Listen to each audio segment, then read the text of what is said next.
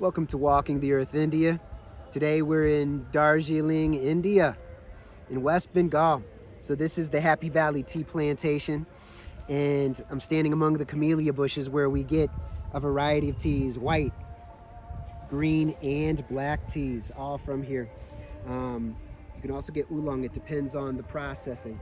Now, up here in the background along the ridge, you'll notice this is Darjeeling proper. This, from my understanding, is the oldest British hill station in India. It was because down south from here is Calcutta, which was the capital of the British Raj, and for a period of time, and before that, the headquarters of the British East India Company. And because of the climate that the Britishers came from, on a rainy temperate island off the coast of northwest Europe, or northwest Eurasia, so to speak. They weren't used to the intense summer heat present in India, and so they decided to form hill stations as places for rest and relaxation, for sanatoriums. So I think that this area, Darjeeling, it was named for a monastery, Darjeeling. Dorje, from my understanding, is related to the Vajra, which is the Vajra. You will see it in the hands of, if you look at images of the god Indra, he's often holding a Vajra. It's a lightning bolt. It's associated with a trident and with a lightning bolt or a thunderbolt. And then in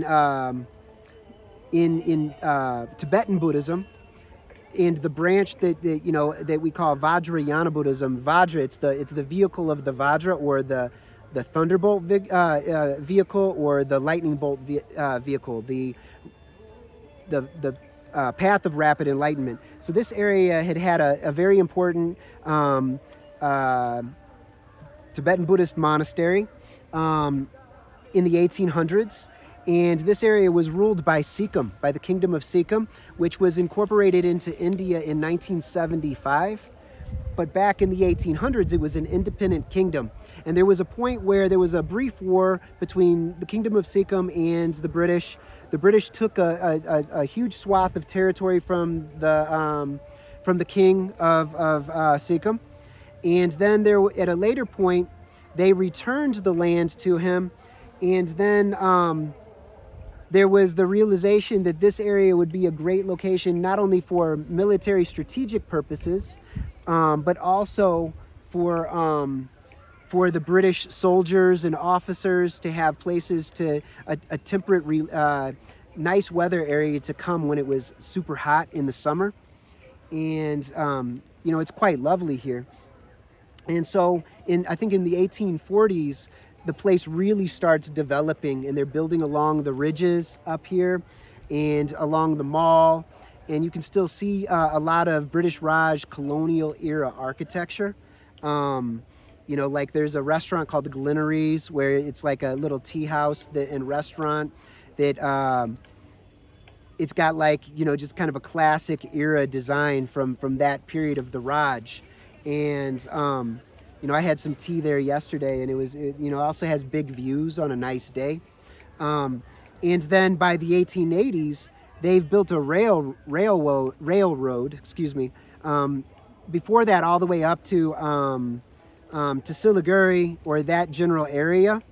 And then they built a train. They built the train all the way up to here by the 1880s. And they did the toy train, or a certain type of track that brought the trains up into the mountains. And at some point very early on, they discovered that this would be a great region to grow tea, and that was a good way to bring a substantial amount of money in. And we were looking at a map inside the tea factory. There was this map that, from World War II era, and it was breaking down how within 100 years after the first tea bushes are planted here, the tea is widely consumed all throughout the British Empire and the former British Empire. So it was widely consumed in Great Britain, in Australia, New Zealand, South Africa, etc. And they were also explaining that a lot of the tea was grown in the old Dutch holdings of the East Indies, as well as here, and in Ceylon, which I believe at that point was also part of the British Empire. So this hill station, it's going to be typical of other hill stations in India and in Pakistan, where you have some important churches at the high places, like St. Andrew's Church is up here on the way down as we're walking down toward from the mall down toward Happy Valley Tea Plantation. You'll go past it. It's a huge, beautiful church. You'll also see similar things at Mussoorie and Uttarakhand, at Shimla in Himachal Pradesh. There's also an old British era hill station that's located just outside of Islamabad in the foothills of the Himalayas there. And then there are a number of others beyond that, but those are some of the most famous, along with Nainital, which is also located in Uttarakhand. I really enjoy coming and visiting to the visiting these hill stations, seeing some of the old architecture, and you'll see a lot of international people, but you'll also see people from all over India bringing their families. So you really get a sense of an Indian vacation spot, and it's so nice to just kind of see families enjoying themselves at the restaurants and the tea stalls, shopping, wandering around. And there's lots to do in this area. You can see Kachijunga and Mount Everest from Tiger Hill. You can go to visit a number of tea plantations. Many monasteries are available to visit. There are national parks in the area.